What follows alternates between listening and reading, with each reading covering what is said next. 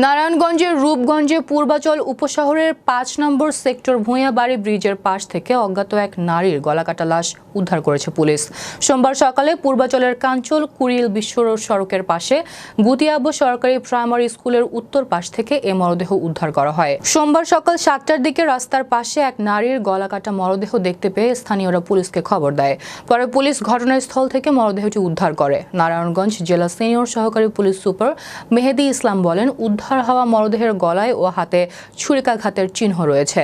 মরদেহের পাশে একটি ছুরি পাওয়া গেছে, তবে তাৎক্ষণিকভাবে নিহতের পরিচয় পাওয়া যায়নি।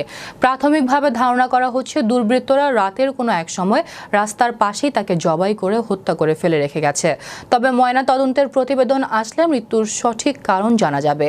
এ ঘটনায় রূপগঞ্জ থানায় আইনগত ব্যবস্থা প্রক্রিয়াধীন রয়েছে।